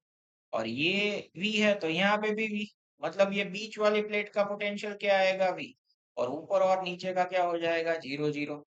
तो अब यहाँ से आप कितने पॉइंट हुए बच्चों, तो कि भाई एक वी हुआ और एक जीरो हुआ। जीरो में से वी में एक कैपेसिटर, चलो मान लिया हमने एक कैपेसिटर, और एक है वी में से जीरो में, तो ये हमने मान लिया वी में से जीरो में। सी और सी दोनों पैरेलल, तो इसका इक्विवेलेंट क्या हो जाएगा, 2C। सी की वैल्यू रखते हैं तो 2 एप्सिलॉन 0 ए बाई डी। मतलब अपना जो ऑप्शन है वो कौन सा नंबर का हो जाएगा, लास्ट वाला डी हो जाएगा। ठीक है। चलिए अब 31, आपको एक फिगर दिया है भाई। क्या बोला है फिगर में, कि भाई इलेक्ट्रिक फील्ड पॉजिटिव से नेगेटिव डायरेक्शन में ऐसे अप्लाई किया हुआ है। 3 पॉइंट दिए हैं ए, बी और सी, और तीनों पॉइंट के पास का पोटेंशियल के बारे में आपको प्रिडिक्शन करना है। चलो भाई, तो अपने को फॉर्मूला पता होना चाहिए, E equal to minus dV by dx। देखो बच्चों, अब इधर इलेक्ट्रिक फील्ड ऐसे दिया हो तो इधर पॉजिटिव से नेगेटिव जैसे जैसे हम जाते जाते हैं लेफ्ट टू राइट, तो इलेक्ट्रिक फील्ड है वो क्या होता है, डिक्रीज होता है। ठीक है। तो अगर आप यहाँ पे ये जो डायग्राम है उसमें एक ए, एक बी और एक सी ऐसे दिया है, और इलेक्ट्रिक फील्ड ऐसे है, ये ए हुआ, ये बी हुआ और ये सी हुआ। अगर आपको कोई पूछे कि भाई ये बी पॉइंट और ये सी पॉइंट दोनों पे से किसके पास इलेक्ट्रिक फील्ड ज्यादा होगा, तो सीधा आंसर क्या आएगा कि भाई बी के पास इलेक्ट्रिक फील्ड ज्यादा होगा। तो भाई बी के पास इलेक्ट्रिक फील्ड ज्यादा है तो उसका पोटेंशियल भी सी की कंपैरिजन में कैसा होगा, ज्यादा होगा। और ए और बी तो सेम लाइन में ही है। समझ में आ रहा है मैं क्या बोल रहा हूँ। लेफ्ट टू राइट जाता है तो पूरा इलेक्ट्रिक फील्ड क्या होता जाता है, डिक्रीज होता जाता है। इलेक्ट्रिक फील्ड डिक्रीज होगा तो ये नेगेटिव वैल्यू और भी डिक्रीज होगी। तो ये क्वेश्चन में एक अपने को पोटेंशियल के बीच का रिलेशन पूछा है। ठीक है, तो ए और बी पॉइंट का तो पोटेंशियल क्या होगा, इक्वली होगा। और वो दोनों का जो पोटेंशियल है वो सी से ज्यादा होगा, क्योंकि दोनों पॉजिटिव, मतलब इलेक्ट्रिक फील्ड जहां पे ज्यादा है ना वो वाली साइड पे। ठीक है, तो इसीलिए अपना इसमें आंसर बनेगा बी वाला। क्या हो सकता है भाई 32 नंबर वाले एमसीक्यू में, parallel plate capacitor is charge if the plates are pulled apart. दोनों प्लेट जो है उनको क्या करता है, दूर ले जाता है भाई। डी डिस्टेंस को इंक्रीज किया तो क्या हो सकता है, तो भाई देखो अपने पास दो चीजें है, एक तो C equal to epsilon 0 A by D, और एक होता है V equal to E D. इसके ऊपर से चार ऑप्शन को वेरीफाई करते हैं। पहला दिया है कैपेसिटेंस इंक्रीज होगा। देखो भाई ये कैपेसिटेंस का फॉर्मूला अपने पास है। ठीक है, तो यहाँ पे अगर डी जो है वो इंक्रीज होता है तो कैपेसिटेंस इंक्रीज नहीं होता, डिक्रीज होता है, मतलब ये वाला तो ऑप्शन गया। फिर बोला है द पोटेंशियल डिफरेंस इंक्रीजेस। देखो भाई ये रहा अपने पास रिलेशन, यहाँ पे डी जो है वो डिस्टेंस ही है। तो अगर हमारे क्वेश्चन के डेटा के हिसाब से पुल्ड अपार्ट मतलब डी को इंक्रीज करता है, तो पोटेंशियल डिफरेंस भी क्या होता है भाई, इंक्रीज होता है। मतलब अपना ऑप्शन क्या होगा, बी होगा। चार्ज तो भाई कांस्टेंट ही रहता है और डी ऑप्शन तो नहीं आ सकता है। ठीक है, उन्होंने बोला है पोटेंशियल सेम रहेगा, ऐसा तो नहीं, पोटेंशियल इंक्रीज होता है। अपना आंसर होगा बी। चलो भाई 33, क्या है भाई 33 नंबर का क्वेश्चन, आपको बोला है कि भाई 5 microfarad capacitor is charged to potential difference 800 volt. चलो बच्चों, कैपेसिटेंस कितना दिया है, 5 माइक्रोफेराड मतलब 10 raise to minus 6 farad. Potential difference भी कितना है, 800 वोल्ट है। एनर्जी कितना कंज्यूम होगा ड्यूरिंग द डिस्चार्ज। अब एनर्जी का फॉर्मूला लगा देने का, 1/2 CV स्क्वायर। 1/2 C कितना, 5 इंटू 10⁻⁻⁶। v कितना 800 का स्क्वायर 2 टाइम्स। ठीक है, बस अब इसका सम अप कर दो, आएगा वो आंसर। कैलकुलेटर से ही है भाई, बोर्ड के लेवल के हम सॉल्व कर रहे हैं। 1.6 जूल। चलो नेक्स्ट 34।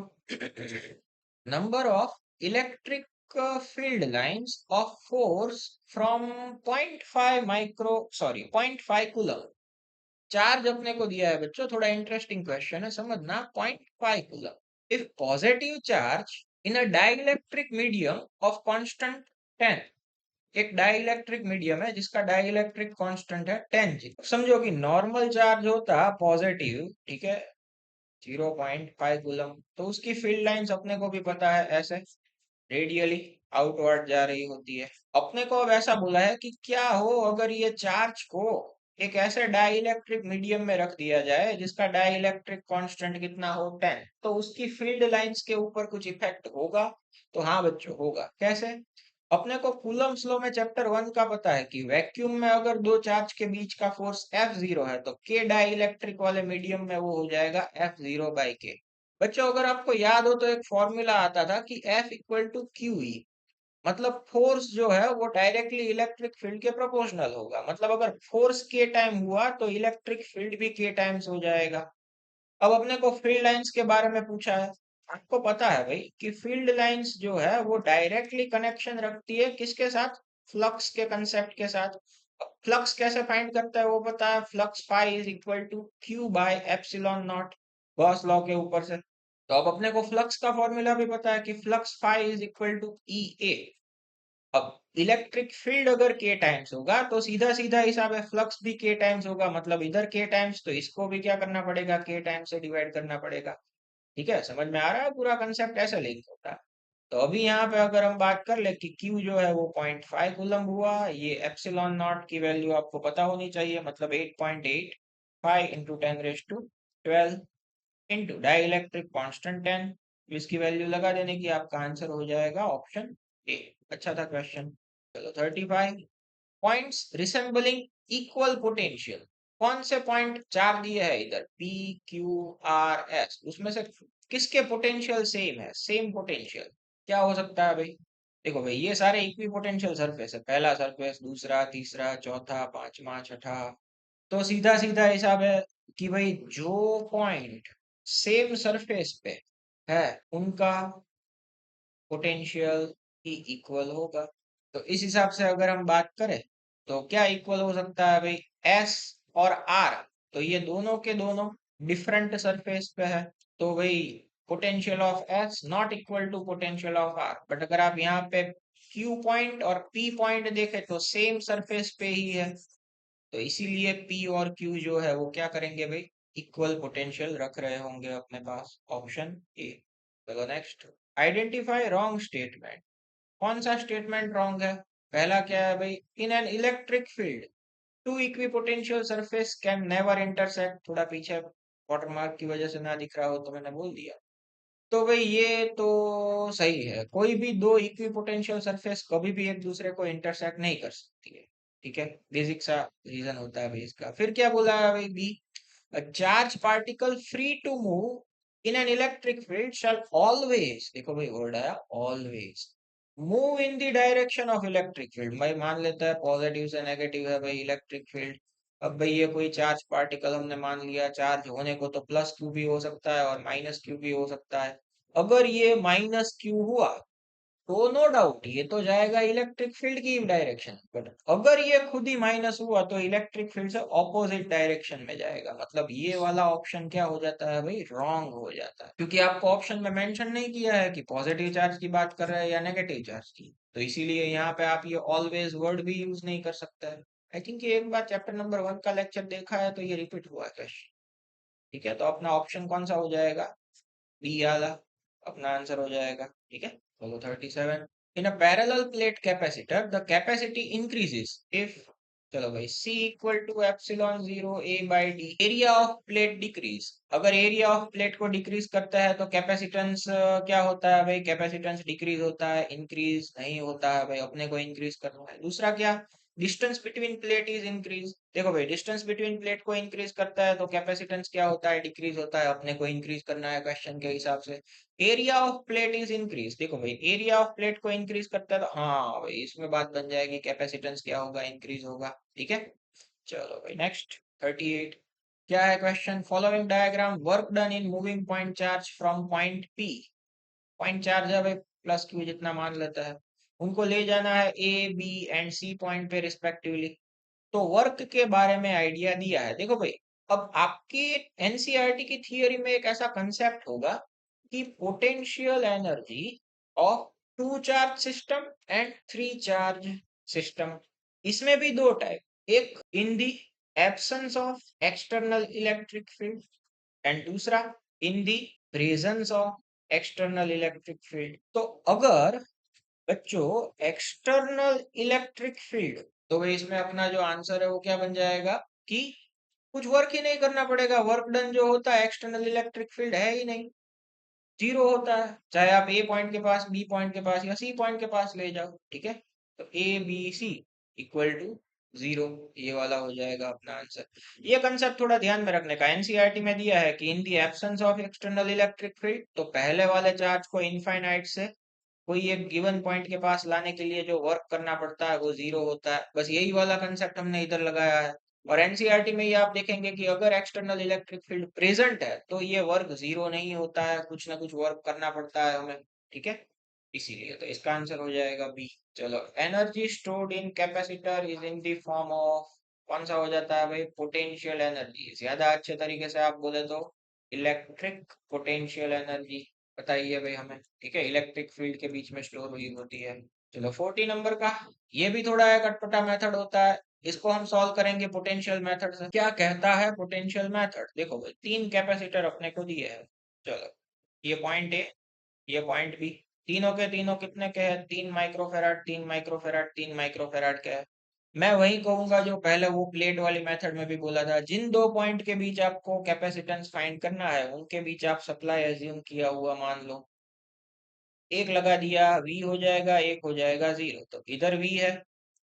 अब बीच में यहाँ पे कुछ नहीं है तो इधर भी ये क्या हो जाएगा, वी। ये पूरे वायर में यहाँ पे कुछ भी नहीं है बीच में, तो ये वाले का भी क्या हो जाएगा, वी हो जाएगा। चलो, अब यहाँ पे जीरो है तो यहाँ पे भी ये क्या हो जाएगा, जीरो। तो ये पॉइंट भी जीरो। यहाँ से चालू करके यहाँ तक के वायर में बीच में कुछ नहीं है, इसीलिए ये भी हो जाएगा जीरो। ये होता है इक्विपोटेंशियल मेथड। ठीक है, कोई कनेक्टिंग वायर होता है, उसमें जब तक बीच में कैपेसिटर, रेजिस्टर या इंडक्टर ऐसा कुछ नहीं आता है तब तक उनका पोटेंशियल हर एक पॉइंट के पास कैसा रहता है, सेम ही रहता है। चलो, अब कितने पॉइंट हुए, दो पॉइंट, एक वी और एक जीरो। चलो, वी में से जीरो में एक कैपेसिटर कर दिया हमने, वी में से जीरो में एक कैपेसिटर। दूसरा, जीरो में से वी में एक कैपेसिटर, तो ये जीरो में से वी में एक कैपेसिटर कर दिया, और तीसरा भी वी में से जीरो में। चलो भाई, तीनों के तीनों 3 3 माइक्रोफेराड के। अब ये तीनों कैसे कॉम्बिनेशन में हुए बच्चों, पैरेलल कॉम्बिनेशन में हुए, जिसमें डायरेक्ट ऐड होता है 3 + 3 + 3, कितना हो जाएगा, 9 माइक्रो फेराड अपना आंसर हो जाएगा, मतलब कि ऑप्शन ए। चलो, अब नेक्स्ट 41। 41 में क्या बोला है students, parallel plate capacitor air capacitor has capacitance 18 microfarad. चलो, मतलब नोट करते हैं कि भाई एयर एयर कैपेसिटर है इसलिए उसका कैपेसिटेंस ही जीरो बोल देता है। Is equal to epsilon zero A by D, वो अपने को कितना दिया है, 18 माइक्रोफेराड जितना दिया है। ठीक है, if the distance between the plates is tripled, tripled बोला है मतलब ट्रिपल, डी है तो बाद में कितना कर दिया, 3D कर दिया। And a dielectric medium is introduce, कोई के जितना डाइलेक्ट्रिक मीडियम हमने दो प्लेट के बीच में क्या किया, ऐड किया। तो उसका कैपेसिटेंस जो नया वाला आया वो हो गया 72 जितना। ठीक है, मतलब C0 डैश हो गया 72 is equal to epsilon zero A by D, कितना ट्रिपल कर दिया मतलब 3D। और कैपेसिटेंस डाई इलेक्ट्रिक को ऐड करने के बाद हो जाता है के टाइम्स इंक्रीज, मतलब कि ये एक इक्वेशन वन, ये एक इक्वेशन टू। तो अपने को मीडियम का डाई इलेक्ट्रिक कॉन्स्टेंट कितना होगा ये फाइंड करना है। तो ये जो दो इक्वेशन है दोनों को क्या कर देता है, 2/1 कर देता है। मतलब क्या हो जाएगा भाई कि के epsilon zero A bye 3D।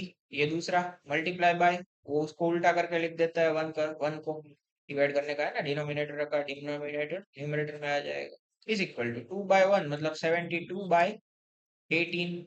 इधर ये D, D cancel, epsilon zero A cancel, इधर हो जाएगा 18 4 जा 72। इधर क्या बचा, के बाय 3 इज इक्वल टू 4। तो डाइलेक्ट्रिक कांस्टेंट के कितना हो जाएगा, 4 3 जा 12 जितना हो जाएगा, मतलब कि option C. Next, n small drop of same size are charge v volt। चलो भाई छोटे छोटे ड्रॉप है, कितना चार्ज किया है सबको, v जितना चार्ज किया है। if the coalesces and combinedly form a big drop, large drop, तो इसका जो पोटेंशियल है v डैश, ये कितना होगा। हम मान लेते हैं इसका जो रेडियस है वो कैपिटल आर है, और ये छोटे छोटे ड्रॉप है उनका जो रेडियस है वो स्मॉल आर है। चलो भाई, तो क्या हो सकता है, देखो, एक तरीके से हम ऐसा बोल सकते हैं कि ये छोटे छोटे जो भी ड्रॉप है इन सबका जो टोटल वॉल्यूम होगा ना, उतना ही वॉल्यूम ये बड़े वाले लार्ज ड्रॉप का होगा। ये तो आप मानते हैं ना भाई, कि आप 10 ग्लास में 5-5 ml पानी भरा हुआ है और ये सबको कंबाइन करके एक बड़े ग्लास में डाल देता है, तो वॉल्यूम तो क्या होगा, सबका ऐड किया उतना ही फाइनल ग्लास में मिलेगा। ठीक है, तो हम क्या बोल सकते हैं कि भाई जो टोटल वॉल्यूम ये बड़े वाले का है दैट इज 4/3, हम स्फेरिकल सिमेट्री मानते हैं, R cube is equal to ये जितने भी छोटे छोटे छोटे ड्रॉप होंगे, मतलब एन है तो N, N multiply by 4/3 pi small R cube इतना होगा। यहाँ से दोनों 4/3 पाई कट हो जाएंगे, तो R cube is equal to क्या आया, एन आर क्यूब। तो यहाँ से आर की वैल्यू क्या हो जाएगी, एन 1/3 आर हो जाएगा। चलो, अब नए वाले ड्रॉप का पोटेंशियल वी डैश कितना होगा, तो कि ये इंडिविजुअल का सबका कितना था, वी वी वी वी इतना था, तो नए वाले का एन टाइम्स ऑफ वी हो जाएगा। ठीक है, एन, वी मतलब के क्यू बाय आर, तो क्यू बाय 4/0 आर हो गया। अब यहाँ से स्मॉल आर की वैल्यू आप सब्जेक्ट बनाओ तो कैपिटल आर अपॉन एन 1/3 होता है, इसको आप इधर रख दो, तो क्या हो जाता है भाई कि N cube upon 4/0 R, N 1/3 किधर चला जाएगा ऊपर, अब इधर एन का पावर 1 इधर एन का पावर 1/3, बेस सेम है तो पावर क्या हो जाएगा ऐड, मतलब एन का power 2/3 Q by 4/0 are.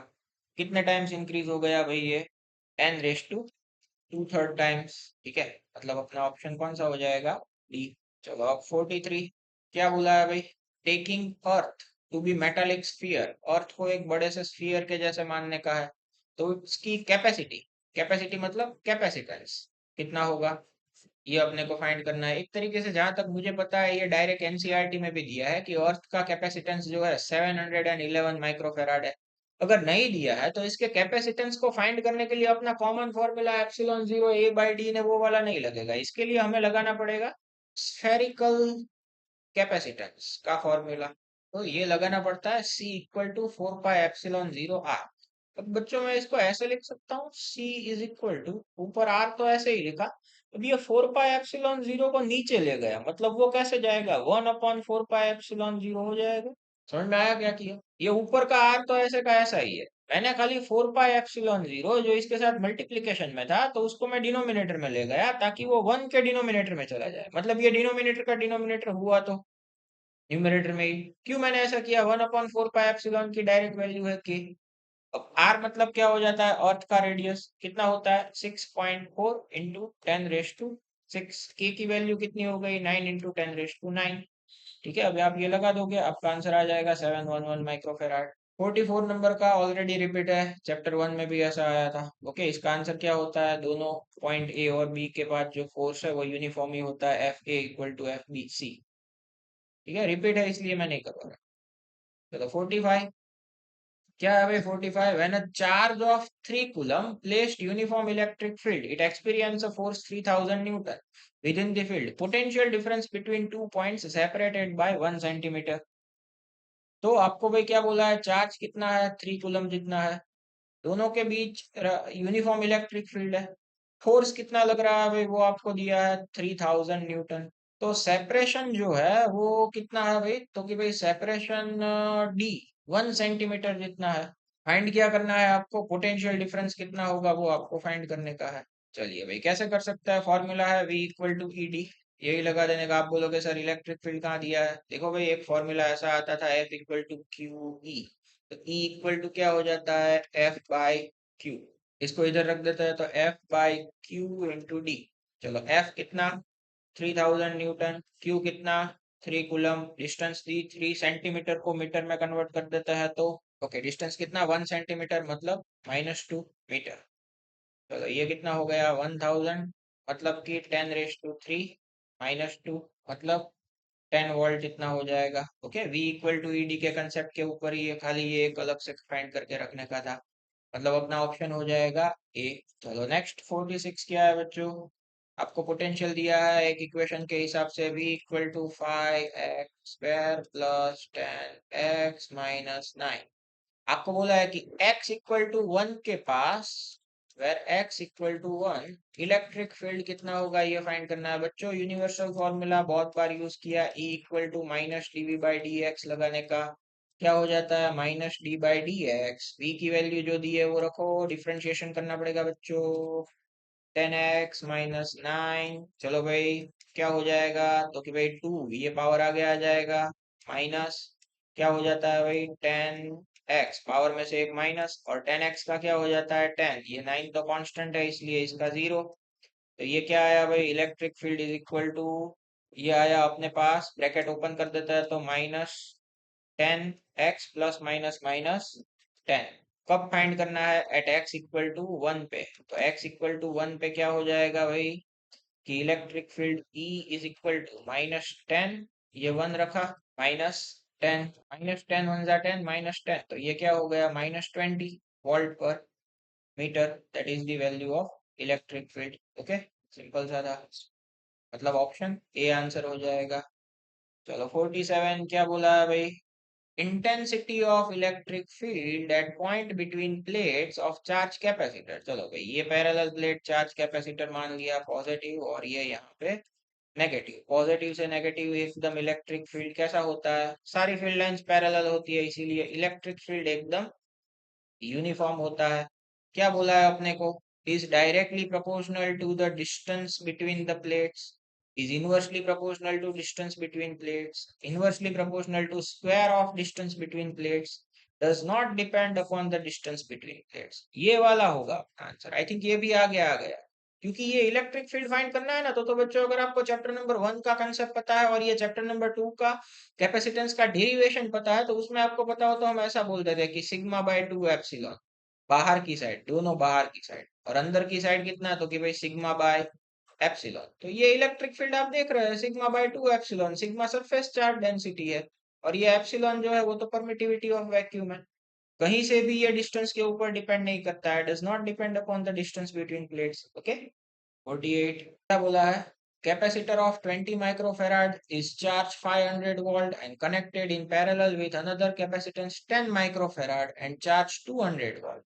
The common potential is, देखो भाई जब भी ऐसा आए कि एक कैपेसिटर को दूसरे कैपेसिटर के साथ कनेक्ट किया, एक का कैपेसिटेंस 20 माइक्रोफेराड है, दूसरे का 10 माइक्रोफेराड है, एक का पोटेंशियल 500 वोल्ट है, दूसरे का पोटेंशियल 200 वोल्ट है, दोनों को कनेक्ट कर दिया तो बाद में बच्चों एग्जिस्ट करने लगता है क्या, कॉमन पोटेंशियल। ठीक है, अब ये इसका डेरिवेशन भी है फॉर्मूला का, अगर आपको डेरिवेशन नहीं याद रखना है, जरूरत भी नहीं है बोर्ड के पॉइंट ऑफ व्यू से या नीट के पॉइंट ऑफ व्यू से, कॉमन पोटेंशियल का फॉर्मूला याद रख लो, C1V1 C2V2 upon C1 plus C2। अब ये सारी वैल्यू इसमें रख देने की। ओके, ये C1 500 इंटू ये 20 प्लस C2 कितना आपको दिया है, C2 की वैल्यू 10 मल्टीप्लाई बाय ये 10 है, मल्टीप्लाई बाय C2 कितना है भाई, sorry V2 200 divide by C1 plus C2, मतलब 20 प्लस 10 30, आंसर आ जाएगा 400 वोल्ट सी। चलो 49, when air in capacitor is replaced by medium of dielectric constant K जितने dielectric constant से क्या है कि हम बीच वाले मीडियम को रिप्लेस कर दे रहे हैं पैरेलल प्लेट के।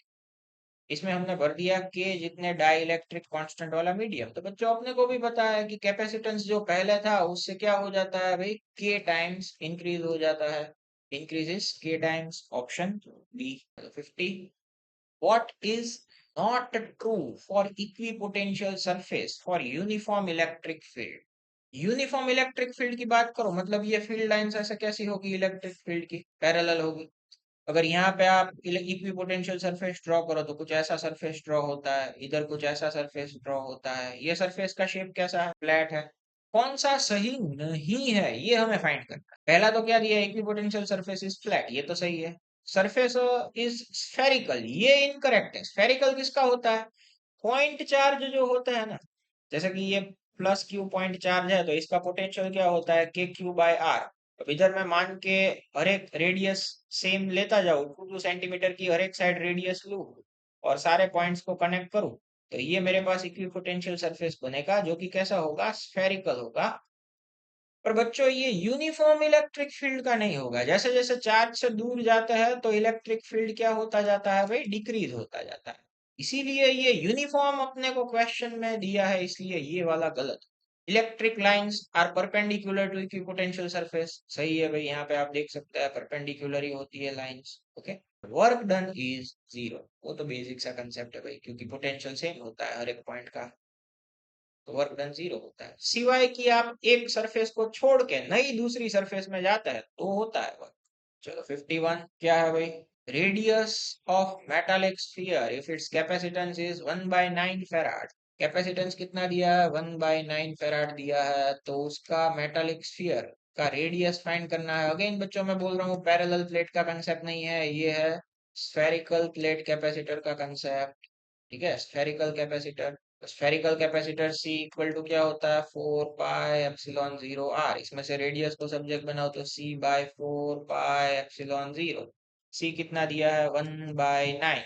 अब ये 1/4 पाई एप्सिलॉन 0 मतलब तो ये क्या हो जाएगा, के की वैल्यू 9 × 10⁻⁹ 9 बाई 9, 9 9 कट, अपना आंसर क्या आएगा, 10⁻⁹ मीटर। ओके 52 क्या बोला है आपको, sample of HCl gas is placed in electric field की वैल्यू दी है 3 × 10⁹ न्यूटन पर coulomb. The dipole moment of each HCl molecule is, dipole moment P अपने को दिया है 6 × 10⁻⁻30 कूलम मीटर। तो उसके ऊपर मैक्सिमम टॉर्क कितना लगेगा भाई, ये अपने को फाइंड करना है। बेसिक सा फॉर्मूला क्या था भाई टॉर्क का, torque tau is equal to P E sine theta. तो टॉर्क मैक्सिमम होने के लिए साइन कितना होना पड़ता है भाई, साइन 91 हो जाता है। तो torque tau is equal to P into E. P की वैल्यू 6 × 10⁻³ ई की वैल्यू 3 × 10⁻⁴। तो ये हो जाता है 6 3 18 -3 +4। मेरी इधर गलती हुई, -3 नहीं है, -30 है। ठीक है, ये वाला सही है, -30 +4 मतलब क्या हो जाता है, 10⁻⁻26, मतलब कि ऑप्शन सी। ठीक है, ओके स्टूडेंट्स, तो इसी के साथ हमारा चैप्टर नंबर 2 के भी इधर एमसीक्यू खत्म हुए। मैं मानता हूँ कि लेक्चर की फ्रीक्वेंसी बहुत ज्यादा नहीं है, पर इसका रीजन ये है स्टूडेंट्स, मैं खुद ही इतना ऑक्यूपाइड हूँ। ठीक है, जैसे जैसे मिलते जाता है टाइम मेरे को, तो बीच बीच में मैं लेक्चर रिकॉर्ड करता रहता हूँ। स्टूडेंट्स मैं आपको एक क्लियरली मैसेज देना चाहता हूँ कि आपको कहीं पे भी समझ में नहीं आ रहा है, बेटा मेहनत करो। जेई नीट ऐसा है बेटा कि मेहनत अगर अपने को साइंस में नहीं करनी है तो अपने लिए ये चीज नहीं है। आप चिंता मत करो, आप खाली मेहनत करो। जहां पे भी आप स्टॉप होते हो, अपने सुरेंद्र नगर डिस्ट्रिक्ट में अभी तक कोई ऐसा इतने बड़े प्लेटफॉर्म के आपको अच्छे तरीके से लेक्चर कोई प्रोवाइड, अभी तक मेरे ध्यान में तो सुरेंद्र नगर में से कोई नहीं करवाता था। ये हमने इसीलिए चालू किया है कि सभी स्टूडेंट्स को एक अच्छा खासा प्लेटफॉर्म मिल सके। ये स्कूल वाले जो करवाते हैं, दूसरे कोचिंग वाले जो जेई नीट के नाम पे खाली खाली ऐसे ही पढ़ा देता है, सभी फ्रीडम रहती है, ना तो 720 के पेपर ढंग से कंडक्ट होते हैं, ना तो उसके सॉल्यूशन होता है, ना तो कोई कोचिंग इंस्टीट्यूट में ऐसा स्ट्रिक्ट एटमोस्फियर है, ना तो इतनी फैसिलिटी है। ठीक है, सारी फ्रीडम ही फ्रीडम है, ना तो पेरेंट्स को कुछ रिपोर्ट दिए जाता है, ना तो उनको बैकअप कैसे देने का होता है, डेली टारगेट कैसे देने का होता है। जेई नीट में ऐसी कोई सिस्टम नहीं है। ठीक है, हमारे कोचिंग में हमने ये सारी सिस्टम के साथ हम एक ऐसे एम को लेके चल रहा है कि जितने भी पढ़ने वाले बच्चे हैं उनको कोई भी दिक्कत ना हो, हमसे जितना होगा हम आपको सपोर्ट करेंगे, ठीक है। स्क्रीन पे मेरा नंबर होगा ही, आप कोई भी कहीं से भी हो, चाहे आप मेरे पास से पढ़े हो या ना पढ़े हो, ये मैटर नहीं करता है मेरे लिए। आपको कहीं पे भी दिक्कत आ रही हो तो मेरे को कांटेक्ट करो, मैं जितना मेरे से पॉसिबल होगा सारा का सारा सपोर्ट बेटा आपको मिलेगा, बस आप पढ़ो और आगे बढ़ो, बस। ठीक है। Thank you very much. मिलता है नेक्स्ट चैप्टर नंबर 3 के वीडियो में।